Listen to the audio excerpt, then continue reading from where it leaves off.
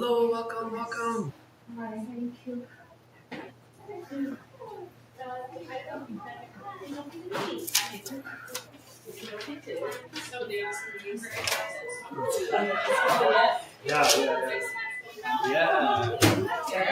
yeah. Oh, yeah.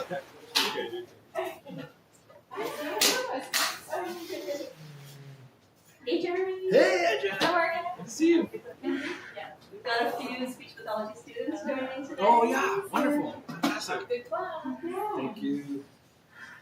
I guess I need to be standing more over Yeah, here. so find yourself. I'm going to scooch over even more so that you can more.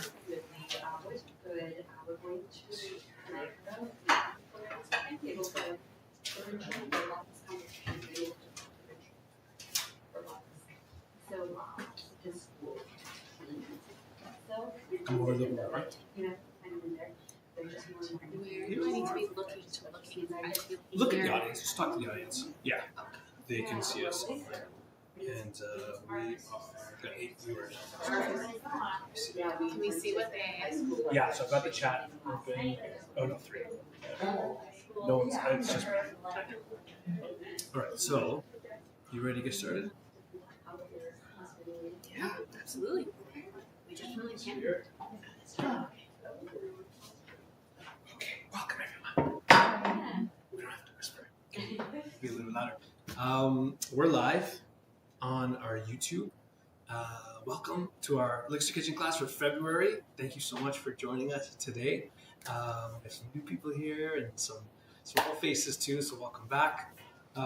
We have a very exciting class for you. Not Danielle today. This is not Danielle. That's a surprise.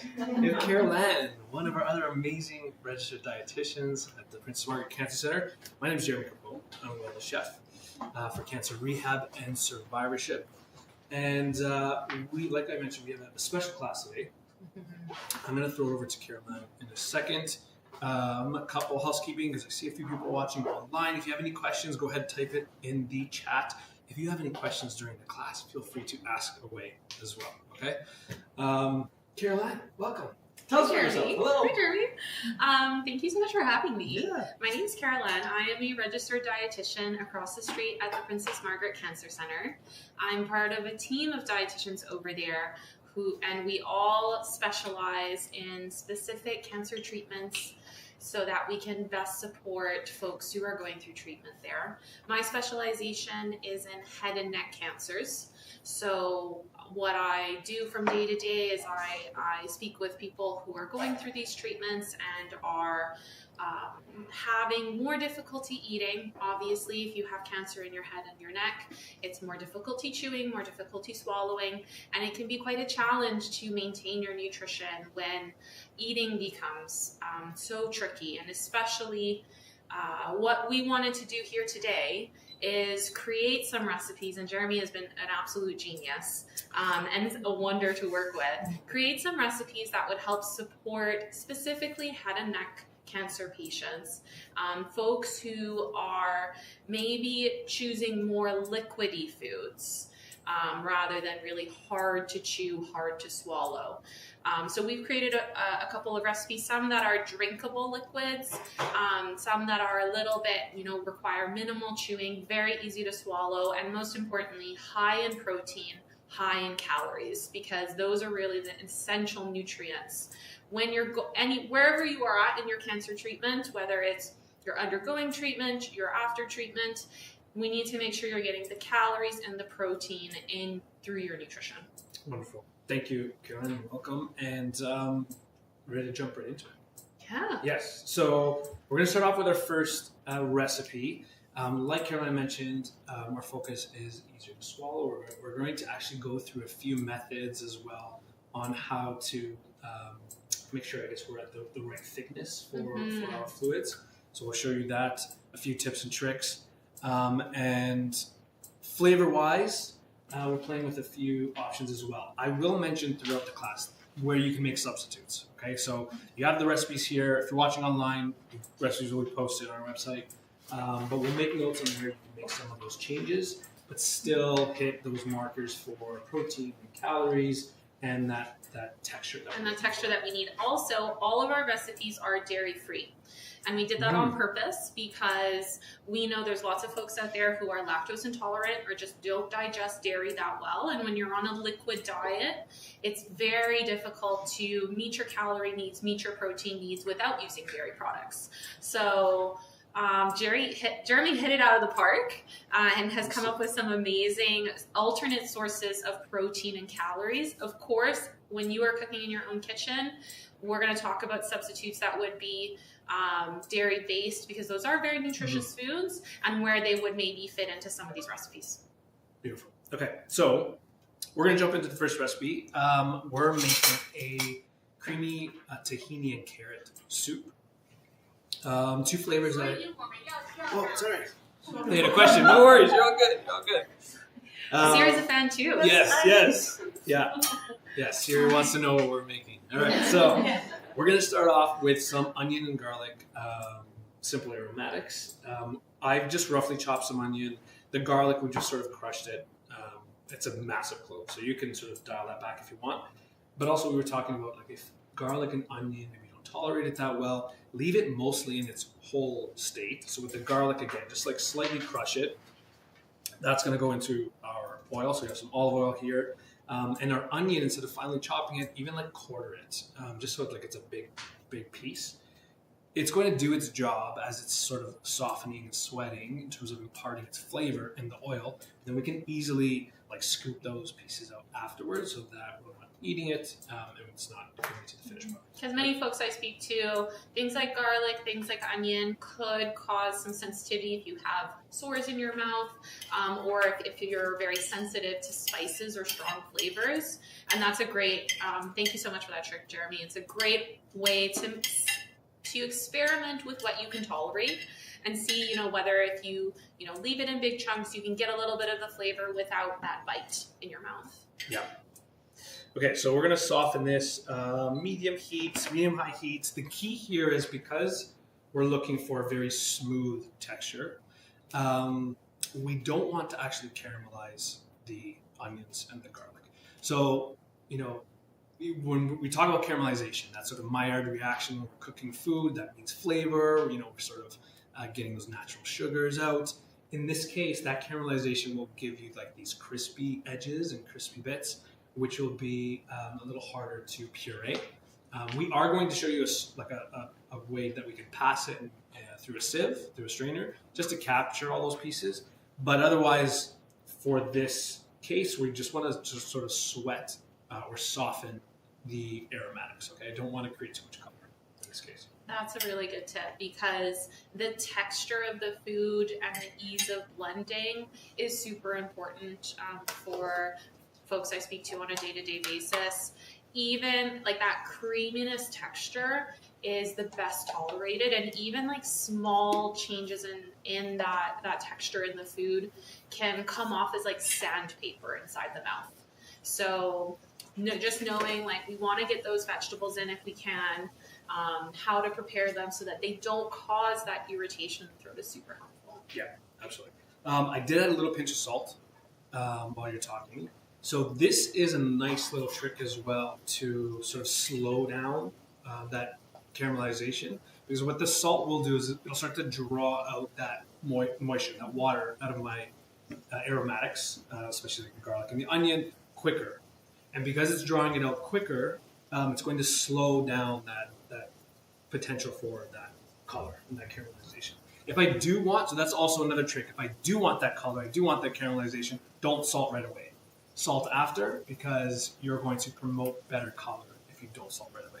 Okay, so that's just sort of a tip on depending on what you're trying to achieve there. So soften, aromatics, whatever you like here.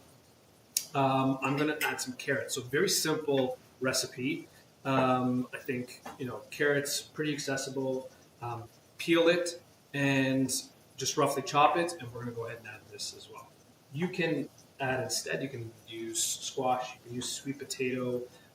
The things that we want to try to limit, especially because we're trying to achieve a specific smooth texture, is anything that has a lot of skins and seeds. So your vegetables that have a lot of skins and seeds, that's going to create issues when we're trying to blend it. Like a pepper maybe wouldn't work as well. Yeah, like a pepper, unless it's a roasted pepper. And you've taken the skin off. Exactly. So roasted peppers are fantastic because the skin is off. Make sure that there's no seeds in there, and those puree really, really well. But anything that might have a lot of seeds, like even like eggplants, sometimes have a lot of seeds, and then the skin as well, which you could peel, but just try to limit the amount of seeds and skin. We are passing it through, like I mentioned, but again, just to make it the process a little bit easier.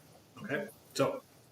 We're thinking carrots, squash. Yeah, carrot, squash, sweet Sweet potato. potato. Yeah. Good options. Roasted peppers, like I think Roasted roasted peppers peppers. would actually be a really good option as well. Okay, so we have, maybe I'll go a little bit more, minute or two, but we're teaching a live class, so we got to speed things up. Okay, so we're gonna play around with our new camera. We'll get in here so you can see, yes, oohs and ahs. We have, like, you can see, I don't have color, but the onions are starting to go translucent, and they're just softening. So that's pretty much where I want to take it. If you wanted to add other spices, you can definitely do that at this point as well. For us, we do want to keep it on the milder side, right? And so we're not going to be adding much more to this. But another trick as well, if I did want to add some like bay leaf or peppercorns or whole spices that, again, we don't want in the finished product because of the risk of choking. Another tip is to use a sachet, or we call like a bouquet garni, or a sachet, which is just some cheesecloth. You put your spices in that cheesecloth, you bundle it up, and then add it to your soups, your broths, your stocks. And that way, all those whole spices are contained. So I can easily take that bag out. You can fish it out. You can fish it out, and you're not worried about that sort of passing on to the final product. It also gives you more control in terms of flavor, right? If I like tasted it and like, okay, that clove level is good, I can fish it out versus having to like try to find a clove in like a pot of soup. Good luck, right? So that's another tip as well. Carrots going in. We're adding about a cup and a half. I'm making a smaller pot here, but I would definitely say re-spices, even like the peppercorn, anything, even like a white pepper. I find the folks I speak with just don't tolerate it that well. It is too spicy. Their mouths are very sensitive after treatment, but definitely like warming spices. So like a cinnamon or, maybe a little bit of cumin or those kinds of, or herbs would work really well with the bay leaf, with the oregano, with thyme and rosemary. But you're able to keep them in that bouquet, so you're not getting like a little piece of rosemary leaf, because that could be really painful. That would work really well. Yeah, perfect. Okay, so carrots in, give it a little stir, and then cover it with liquid. Like this is a pretty simple recipe. The liquid that we choose is up to you, and up to, depending on your needs as well. I'm using a veg broth here, but here's an opportunity, I guess, if you wanted to bump up the calories and the protein. What else could we do? Thank you so much for asking, Jeremy. Bone broth. So we are huge fans of bone broth. I suggest it to a lot of patients. It is a way to increase the protein in a brothy soup. So when you think chicken broth, vegetable broth, beef broth, if it's in a little cube and it's kind of just your normal, or even if you make it yourself and you kind of stew some bones or some chicken, there is no protein in that liquid. It is mostly just water with some electrolytes, some vitamins, some minerals, but it's not a source of hearty nourishment. The only exception being bone broth, which is either something that you can make at home by boiling the bones, and I'll let Jeremy explain a little bit of that after, or you can buy it in stores. Sometimes it can be sold powdered, or it is in a carton. You know it's bone broth, it'll say it's bone broth, and in the nutrition facts, you'll see that there is at least 9 grams of protein, 10 grams of protein per serving in it. And this is a way, lots of folks don't get sick of creamy soups, right, by adding cream, by adding milk to increase the calories. So bone broth's really lovely and accessible that way, so for some more variety. Yeah, perfect. Okay, so we are lid on. We're going to let this simmer for about 15 to 20 minutes, just until the carrots are nice and soft.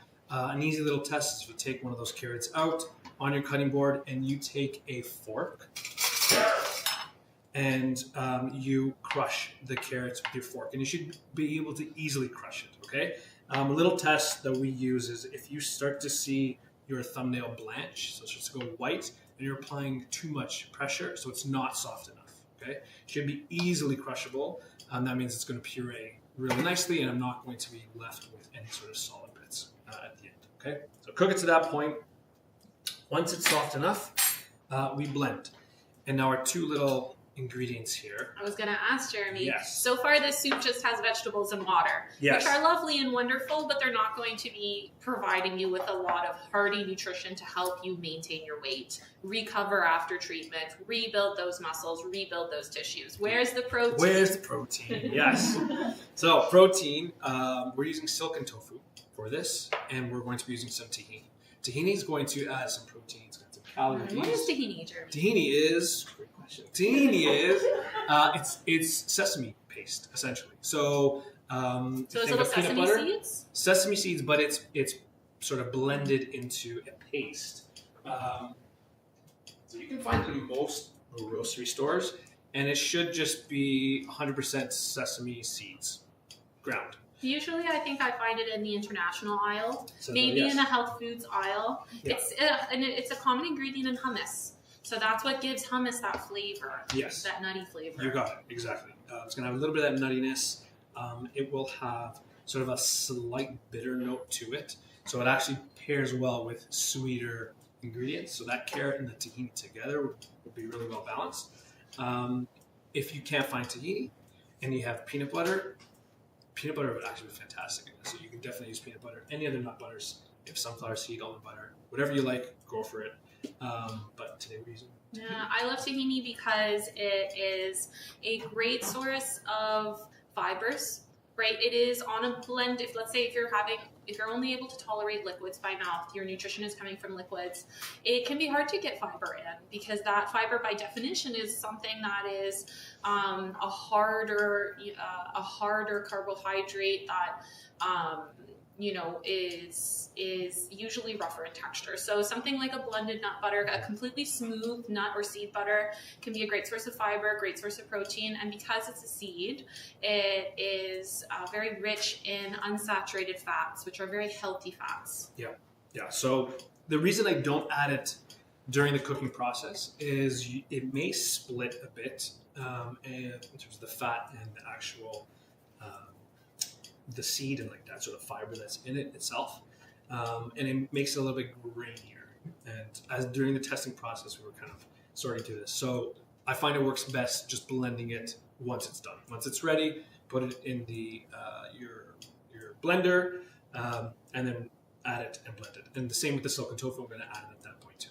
I'm adding Silken block. tofu is a really, really good hack. I was so happy to see it in this recipe. Mhm. It is found with the other tofus at the grocery store. So usually they hold them near the eggs. It's refrigerated, so it's usually going to be a refrigerated section. Tofu is, if you're not familiar with it, is basically like the equivalent of cheese from milk, but from soy milk. So you take the curds from the soy milk. It's made from soy. It's very smooth, very creamy. You can get different kinds of tofu depending on how much water you've pressed out of it. So the silken tofu is actually really soft and, like in its name, very silky. It's a great source of protein. It's a great texture. It doesn't have dairy, and it works for savory and sweet. So in this recipe, it's a savory recipe. We're mixing it in for protein and energy, and it's going to be savory. But in a smoothie, there's dessert tofu at the grocery stores. They flavor it with almonds, with fruits. Very, very versatile. Yeah. Okay, so we're adding that at the end, and we are blending until smooth, until we have a really, really nice sort of creamy texture. Are we going to do our camera trick again? Yeah, let's do the camera trick. Let's do it. Look No. at the color. Oh, they can't see the color. Wait, ready? And Look at the color. It's a beautiful yellow color. Look at the texture. It's so smooth, so silky, and so nourishing.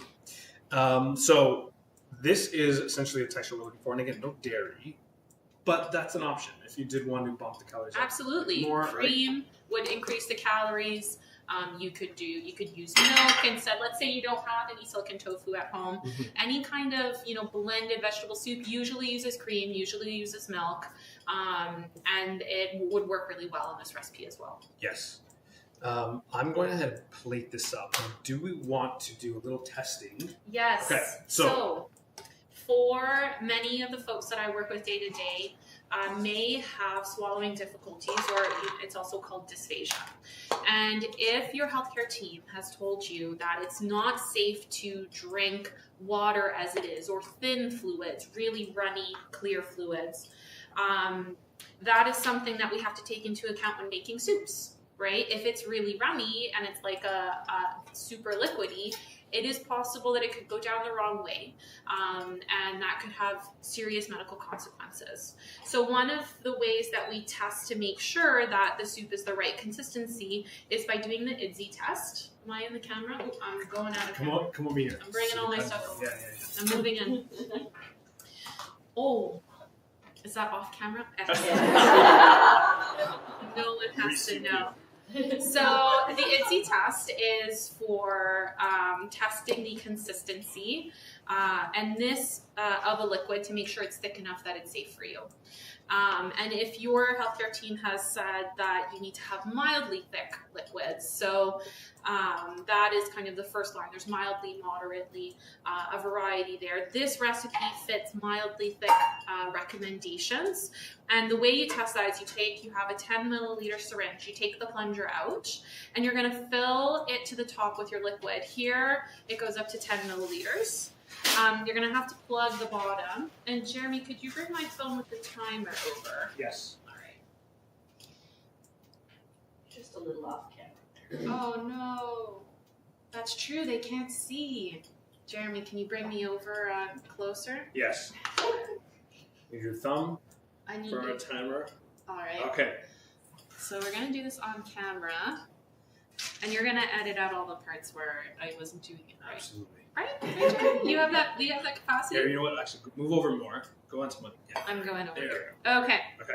So here's my 10 milliliter syringe. I'm halfway through filling it to the 10 milliliter mark. There you go. And for it to be mildly thick, I'm going to run my timer for 10 seconds, and it needs to be there needs to be fluid filled up from either 8 milliliters to 4 milliliters. It can't go completely run all the way through. Are you ready? Let's 3, 2, 1. See how it's dripping through and going down? How are we doing? 5, 4, 3, 2, 1. Stop. 4 milliliters. So this is mildly thick. Let's say you added more milk and now your soup is thinner and it runs all the way through to the bottom and your syringe is empty. That means it's too thin for you. And do we have anything we can do if our soup is too thin, Jeremy? Yes. Thicken it up a bit? So we can do a couple things. Like you can add more. We're gonna leave this. You can add more if you had like more carrots or something. Would a potato work? Potato cooked, like as long as Okay, it's cooked and potato. soft, you can do that. You can use a thickener. You can use like a mildly thick, thicken up clear, like one of those. Add it to some broth maybe? Exactly. Have it thicken and then add the thickened broth to your soup and Yes. then retest it? Yes, yeah, to thicken it up a little bit more. Sometimes, depending on what's in the soup, if you reduce it a little bit more, So keep cooking it? keep on cooking the it, stove? then it will thicken up a little bit, and then you can retest. Like especially if you're close, if it's really thin, then you're probably going to want to use a thickener, or if you had like some like cooked carrots or cooked potato, and then just reblend that in to thicken it up more. Yeah, fantastic, Awesome. great testing. Thank you. No spills. No spills. So wild. No spills. And then just quickly as well, the sieve process. So this is always, especially if you are looking for super smooth and you don't want any sort of bits and textures that may have not got blended down properly. These Tammies are really great. So you can find these most kitchen supply stores, Amazon. Has a fine mesh sieve. And what I would do is right after I have blended my soup, my product, throw it over your bowl, and then pour it through your tammy, and then just gently press that through with your spatula. And that way, any of those uncooked pieces or like larger chunks, or like a sprig of rosemary or something, will get caught in your sieve and tammy. Okay, so extra little process if needed. Amazing. Thank you so much for this high calorie, high protein blended soup recipe. Absolutely. Okay, so I'm going to plate it up now. I was just going to add as well, a lot of the times, we talk to patients about naturally thickened liquids. Because patients don't want to be mixing up the thicken up all the time. Mm-hmm. This is a great example of one that's just naturally thickened through the ingredients of the process. So, great recipe. Love that. Thank you. All right, so we've plated our soup as is. And then if you didn't need it to be super thin, then you can garnish it. You can throw in some get chefy. Throw in some What's ingredients. over there in your garnish pot? My little garnish secret pot over here. We have just some chives, now that you ask. Beautiful. So again, simple carrot, tahini are going to be sort of your two main. My preferred garnish is more olive oil. This, can we do a decorative one? This is an artistic and beautiful way to add more calories to your soup. A tablespoon of olive oil is around 100 calories. Obviously, we don't want to be calorie counting every day, but if you are really mindful, your weight is going down, you need to be getting the energy in. By garnishing with olive oil when it's already on your plate, that's a great way to boost the calories in a recipe. Fantastic. Okay, so I'll just do that final shot. I'm not going to do a tip, but there you go. So our creamy carrot and tahini soup, recipe 1. Beautiful. All good? All good. Any questions? No? Looking online? We do have a question, but I guess I answered it. Okay, good. Awesome. All right. Do you mind putting that on the cutting board? Yeah, absolutely. Look at that. That's Move on gorgeous. to yes. Would miso work in something like this? Oh yeah, absolutely. Yeah. You're going to add a little flavor, a little more sodium, which I guess in this case sometimes it's not always a bad thing. Yeah, right? A little bit more sodium if you're, if you're having more nutritional supplements, rather like an Ensure or other forms of liquid nutrition. They're not very high in salt, so a little bit of extra salt in some other foods you're eating can actually be quite helpful. Yeah. So you just add it in as opposed to making the broth out of the miso. You can use the miso to make your broth. So instead of adding like that veg broth, you make a miso sort of broth, and you can add that in. Or you can just add the miso directly to the pot and just pour water in, or more broth, depending on flavor-wise. But in terms of its pairing with the carrot and the tahini, it would balance out really well. Yeah. I would say miso is more for flavor, for potentially probiotics, not necessarily a source of protein or calories, though. Yeah. So similar to a vegetable broth. Yeah. And there was saw a hand go up in the back. You know, that question. Answered it again. Okay, wonderful. 2 for 2. Let's do this. Okay. Our next recipe. Next recipe, yes. All right, we've got a millet porridge with chicken and apple. Jeremy is our absolute expert in terms of blending meats. That can be really scary to think about. You can be a lot of folks tell me they're really uncertain. He is going to give us all the tips and tricks on, what meats are best, how to have the most success with blending meats. This is a great recipe as well because it has good quality protein, fiber, like I was mentioning before. Take us away, Jeremy. All right. So, yes, when blending meats, or if you're looking to choose an animal-based protein to blend, try to choose proteins that don't have a lot of sinew, a lot of tendon.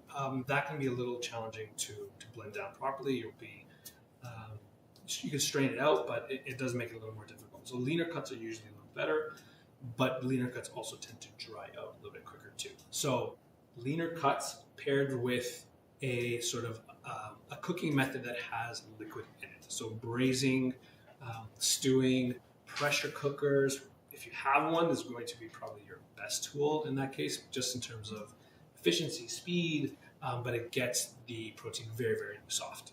Makes it a lot easier to. So you're to cooking blend. it in water or in a sauce, basically. No, Yes. not necessarily frying or roasting. Exactly. No Again, barbecue. Exactly. Well, only because, again, back to my first point, is that caramelization, that charring, that caramelization is going to be very challenging to break down. It also tends to toughen the meat protein, whereas braising, and what I mean by braising is not so much liquid like in a soup or a stew, but just enough liquid so you can go halfway up your protein, covered, and then on a stovetop in the oven, slow and low, will soften the meat beautifully.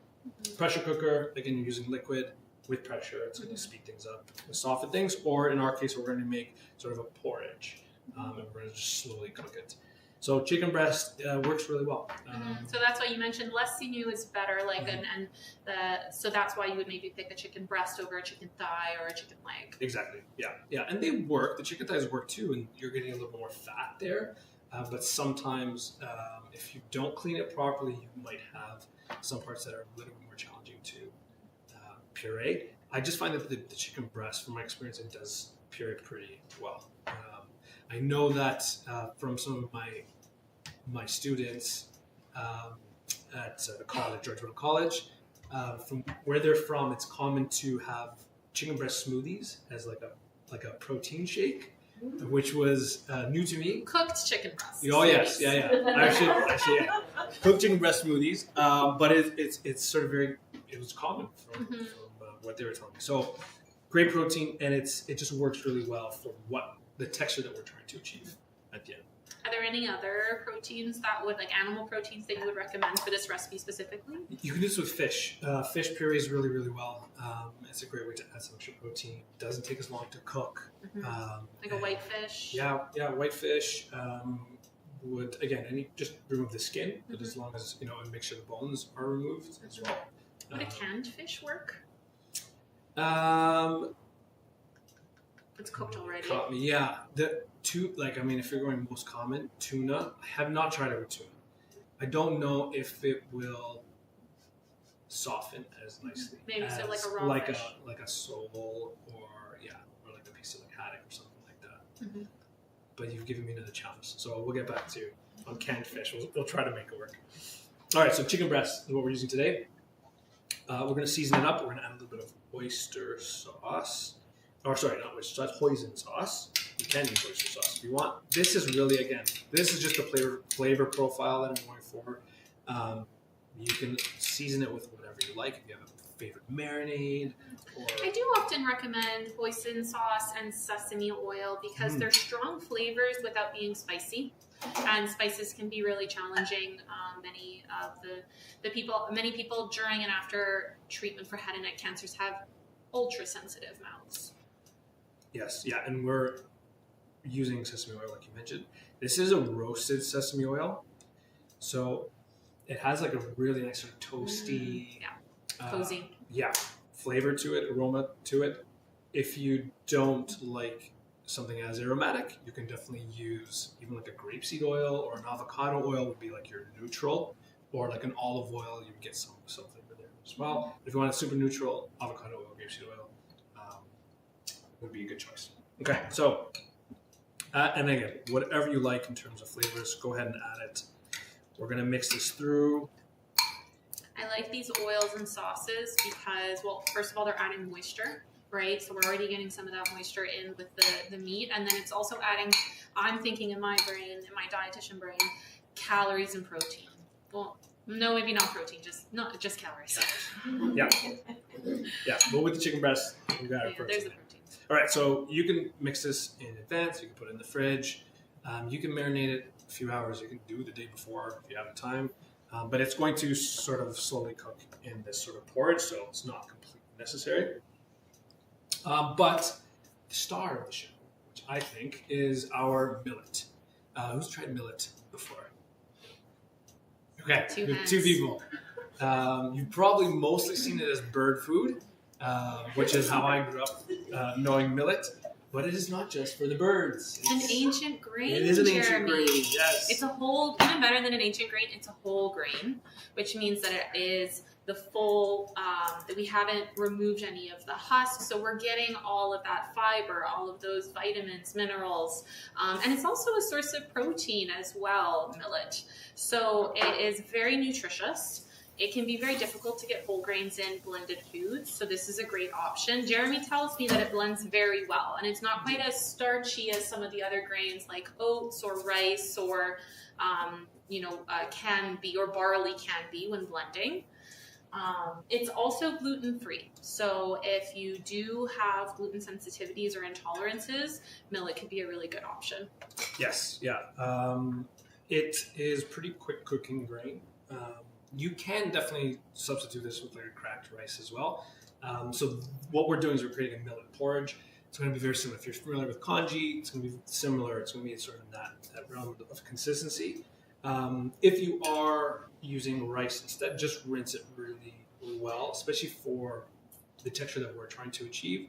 We don't want a lot of the excess starch. Okay. With the millet, I just did a quick rinse through. If you're using rice, you want to sort of call it like polishing the rice, so until the water sort of turns clear. So rinsing the rice really well in the water. Yeah, exactly. Millet, we're going to go ahead and just add it directly to our pot. 3/4 of a cup for this portion. Okay, and the pot is on, so it's going to sort of just lightly toast it up a bit, and then I'm going to go ahead and add my bone broth or stock or whatever you. Did you make this bone broth, Jeremy? I did make this bone broth, Caroline. Yes. So this is like a chicken-based bone broth. So it can be pretty tricky knowing, because it's made with the same ingredients, a chicken broth and a bone broth. How do we know if we're making bone broth or if we're just making regular chicken stock? Good question. So obviously the bones are really, really important. You do want to cook them to the point, the more the better, so that we can extract as much as possible out of the bones, especially that sort of marrow and that sort of gelatin. Because that's where the protein comes from, right? It's the marrow in the bones. Yeah, and you're just gonna get a lot more flavor that way too. So cooking it until the bones are, you can test it, like they should be soft enough, or just with your hands, you can break them apart. Again, pressure cooker is your best friend for bone broths. That's going to be the quickest, easiest way to make a bone broth. Otherwise, you can just cook it in a pot for, like you're looking at, for chicken bones, maybe like 6 to 8 hours, and then longer for beef bones. Mm-hmm. To make a stock from bones, you don't have to cook it that long, but to get the most out of it, we want to make sure that we cook them to the point where, again, the bones are really nice and soft, okay? Mm-hmm. So it is a longer process. If you have a pressure cooker, it could take like a couple hours, and now 2 hours, it doesn't take as long, so it'll be quicker. So it sounds like it's going to be, if you're making a bone broth at home, you need to make sure you have a good amount of bones. It's going to be simmering for a while if it's on your pot, so up to like 8 to 10 hours we're talking, and you know that you've extracted some of that protein if you're, if you feel like the bones are rubbery. I will say I've never made a bone broth because I've never had rubbery bones in my pot. Yes, right. Yeah, so, and then another thing too, we're saying, like, if you want to make this soup from scratch, you don't have to make a 10-hour bone broth. These are just extra suggestions to upright the It's just to up the calories, up the protein. Like I said, if you're interested in bone broth, it's available at the store in cartons, in liquid form or in powdered form, and you can get you can get the protein, you can get the extra calories from that way as well. Yeah, so you can just make this with any regular stock if you wanted to, as well. I'm gonna zoom you in to what we have going on. Okay, so I have my millets in there with my stock. Once it comes up to a boil, which is almost there, I'm going to add my apples. So 1 apple worth, peeled and cored. Again, we don't want the skins, we don't want the seeds in there. The apples are going to give it a really nice texture. Similar to the carrots, once they're cooked nice and soft, if you were to puree them, you're going to get this really sort of silky, smooth consistency, which is what we want. Those peeled too, eh? Those apples? Yes, yeah. So peeled and cored. And then you can go ahead and add the chicken directly in with all of the marinade in there. It is kind of a one pot 1 pot. 1 pot meal. Yeah.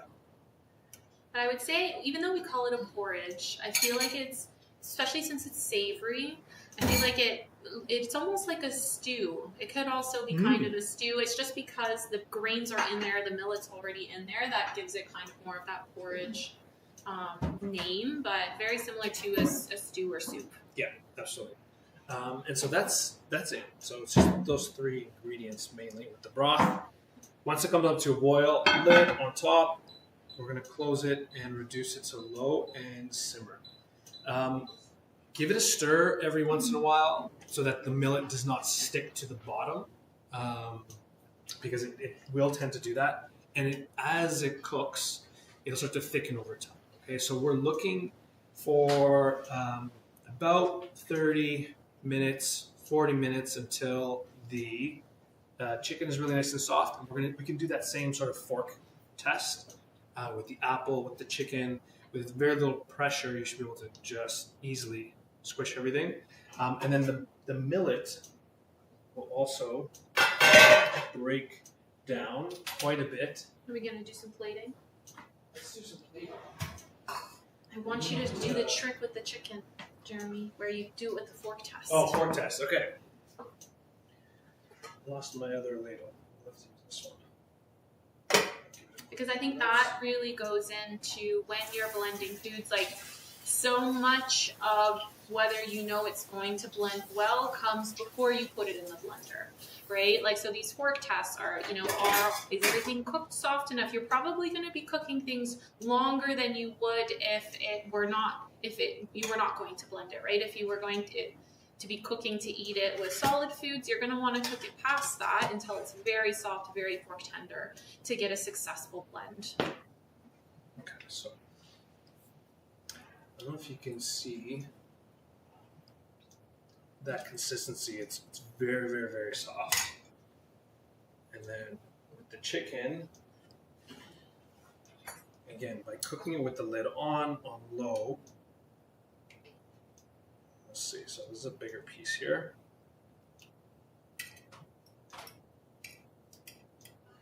Our camera is on the stove now. All right, so you can see, actually, Maybe on the cutting board. yeah, I'm gonna do it right on the cutting, okay? And then with very little pressure, you should just easily be able to shred it. And again, this is chicken breast, which can tend to be tough. Because it's like slowly cooking in that liquid, it should be able to shred apart really, really easily. Okay? That is what. This could be something if, let's say, you're able to tolerate more of a minced texture, which means, in very small pieces, maybe that would be something more appropriate for you. You can use the same recipe at different levels throughout your recovery, throughout throughout that swallow rehab. I have a question, Jeremy, about the temperature. You may have mentioned this already. Are you cooking this on low to medium? Because I know with chicken breast it can get really tough. Exactly. If it's going for 30 minutes. You got it. Right? Yeah. So once it comes up to a boil, right before you put the lid on, reduce it to low. Go low and then lid on and then just slow cook the rest of the way. Yeah, just until it's nice and soft. Probably a good slow cooker recipe. You can definitely use a slow cooker. If anyone hasn't thrown out their slow cookers yet, I still have Instant one. Pot. Instant Pot has it has all. it been replaced by the Instant Pot has a slow cooker function. Instant Pot and air fryers are replacing all of I hit a tender spot. No, not tender. It comes up in a lot of our classes, and I love that our patients are using air fryers. I just have to educate myself a little bit more on how to use it because I'm not as versed. Okay, so we're serving it as more of like that porridgey consistency, but the same process. If we want to blend it to that stage, we're going to blend and add more of that broth. Okay, so that broth, that extra broth is going to be key. I don't want to dilute it.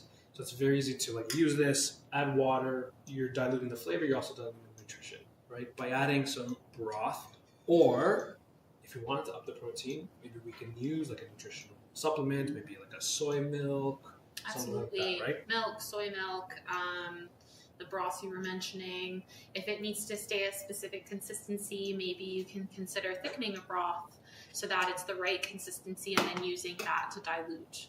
not to dilute, to thin, Yeah. not really thin, to help with the blending. Mhm. Because when you blend a food, you need to add that liquid to get the right consistency, but then by adding all that liquid, it does dilute some of the nutrients, which is sometimes why when you're blending foods, you feel like you need to eat more and you feel like you're eating so much, but the concentration of the nutrients has gone down a little bit. Yeah, for sure. And with this as well, because we have the chicken, we have the grains, definitely passing it through a sieve to sort of puree any After of you those blend pieces. it. After you blend it. To get out any pieces that are still left. You got it.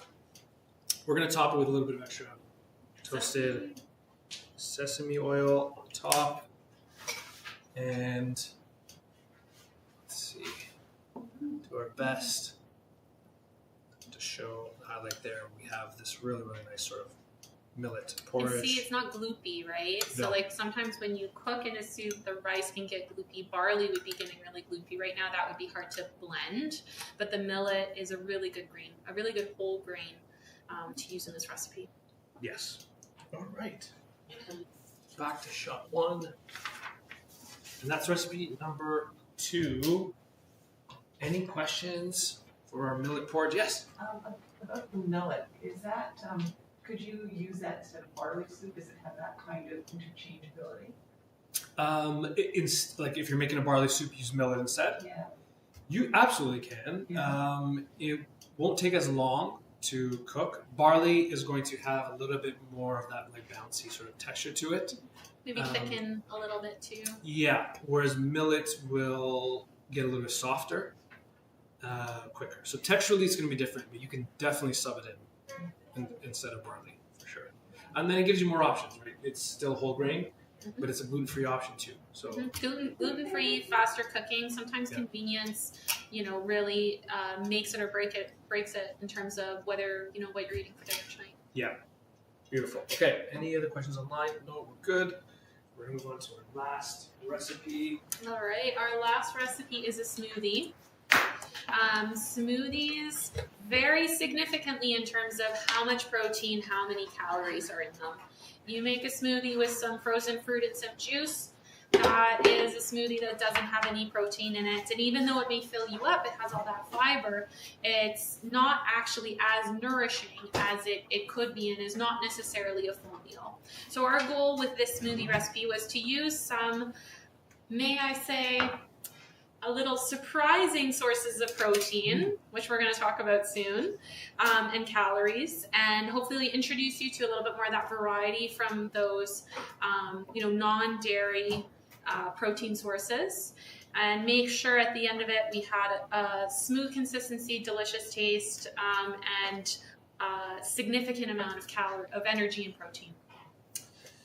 So yes, we're going to be making our mango lassi, or mango coconut lassi. I love the combination of coconut and mango together. You can use other fruit as well. We talked about this, other fruit options. Just trying to focus on, especially for what we're looking for texturally, trying to focus on fruits that don't have no seeds. The or berries stalks. are not our friends. Mhm. They have a ton of seeds. Even a blueberry, the seeds are super tiny. The skin is there, and even when you blend it, folks tell me all the time, it gets stuck in the mouth, it gets stuck in the throat. So better fruits. In this recipe, we have mango, which is a great option. Other fruits that work really well are things like peaches, things like bananas, even avocado if you want more of like a green smoothie flavor. Yeah, avocado, and you can buy frozen avocado. Yes. Now, which is nice. So Yes. it works really well in smoothies. More affordable as well. So we have some mango. I did want to highlight the peaches as well, because that is a nice alternative if you're not a big fan of mango. I'm gonna use both, just because I have. Do I get to tell them where the protein comes from? Sure. All That is right, next. he placed it on the table. We are getting our protein from this recipe from pasteurized egg whites. Okay, so not to be confused with, egg whites that you would do at home. You crack an egg open, you have your white, you have your yolk, you separate them. We do not recommend that you eat those raw. These egg whites have been separated and then pasteurized, which means heated up to a really high temperature to kill off all the bacteria. And that is why we can use them raw in this recipe. If your healthcare team or your dietitian has told you you need to be extremely careful about any kind of foodborne illness or bacteria in foods, maybe this is not the product for you, just out of overcaution. You can buy these. Costco has them.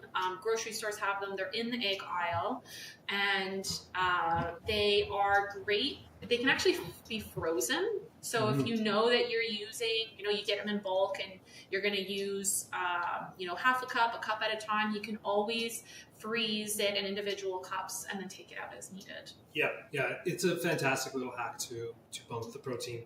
A third of a cup has 10 grams of protein. Amazing. For a third of a cup. We're using a cup in here, so it adds a significant amount. In fact, it's funny, they have a smoothie recipe on the side. It's not well known though. Not a lot of folks use it. It's not well known. It's a great way to bump up that protein. So I'm going for a full cup of. And you can see it's very liquidy. It doesn't taste like anything. So No. there's not a Neutral. flavor associated. It actually makes a smoothie a little bit frothier. I would be very careful about leaving this smoothie out all day. So, usually for any food, 2 hours at room temp is, after that it's in the danger zone. And you're not necessarily wanting to eat it if it's been out for more than 2 hours. A smoothie like this, the same goes. I would be mindful of that and eat it within 2 hours of it being out of the fridge. Yes, absolutely. And to that point as well, they will have a best before date on it. Once it's opened, and I actually found it because we were looking for it the other day. Once it is open, it says use within 7 days. Okay, so make sure that once it's open, you do use it within the week. And if you're not going to, put it in the freezer. Yeah.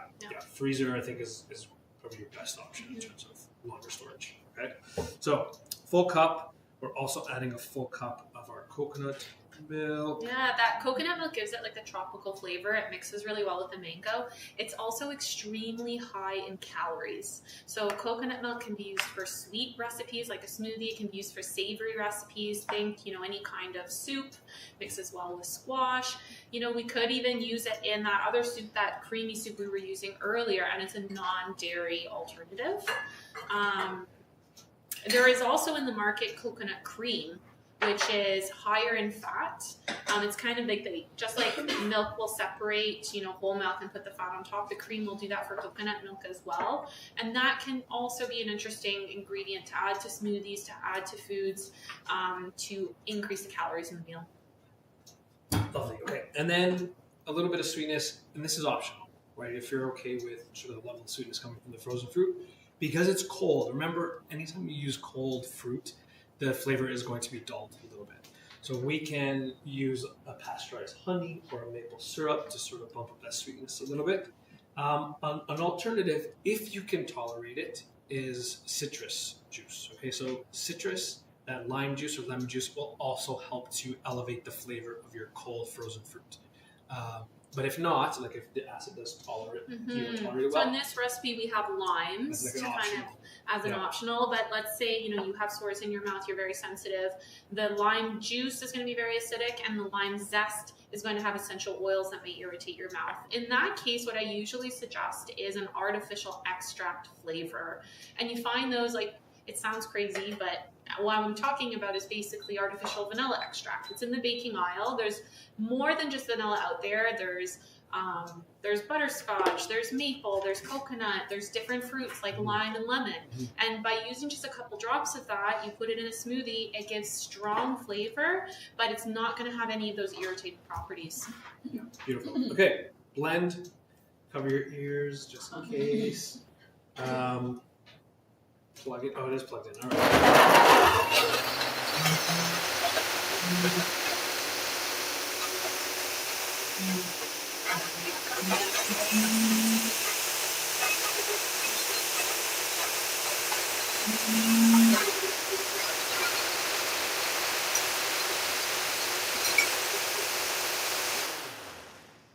If you see it's not turning or it's too thick, so this is almost like a really soft vanilla yogurt. So maybe it's more melted vanilla yogurt.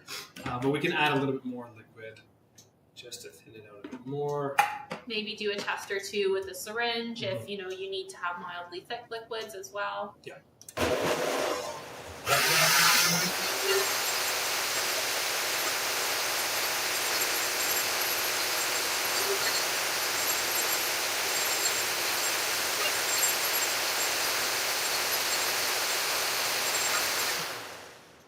All right, so I'm happy with this consistency. Because we're using frozen fruit, again, if you are looking for a level 2 and want to avoid any of those particles, definitely pass this through a sieve. Because the frozen fruit sometimes does not always break down fully. So if you need it super smooth, definitely pass this through a sieve, and then like Karen mentioned, if you want to do the test.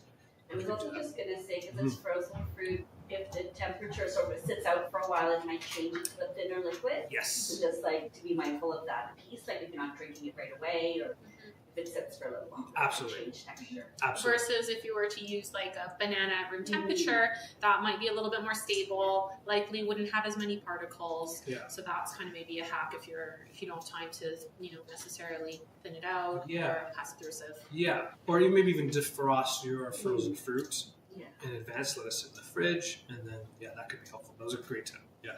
Okay, so we're going to plate or. So one thing we haven't talked about so far in this class is protein powder, and we want to highlight it now because this would be a great example of something you could mix protein powder in to boost the protein in a recipe.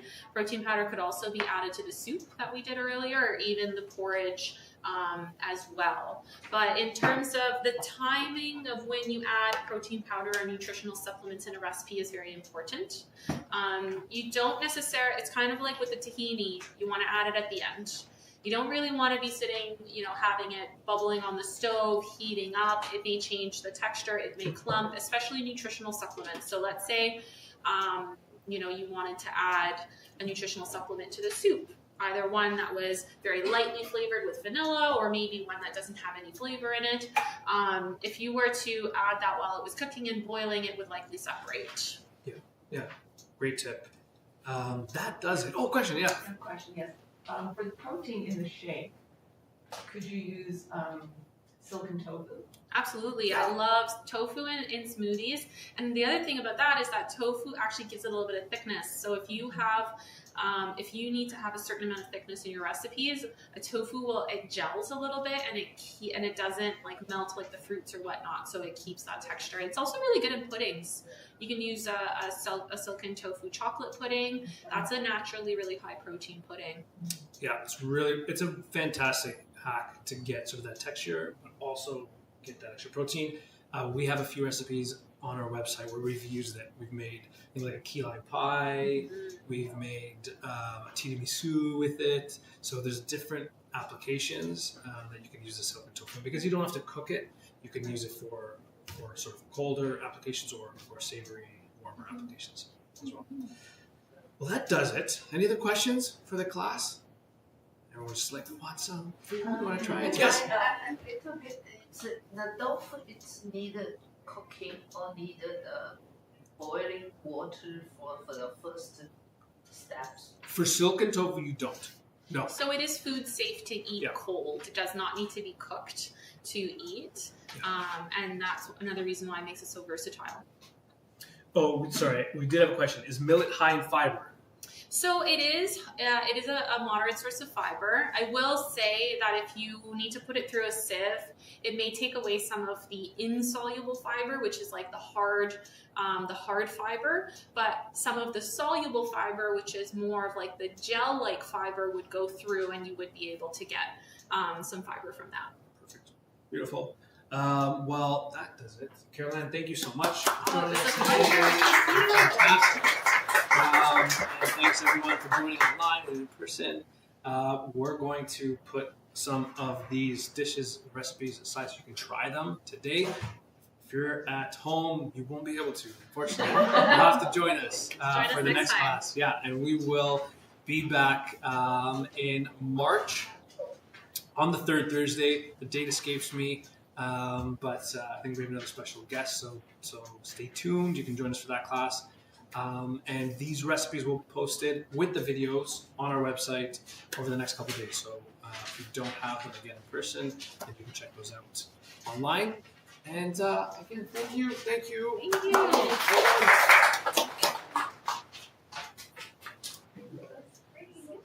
Stop. I am so excited.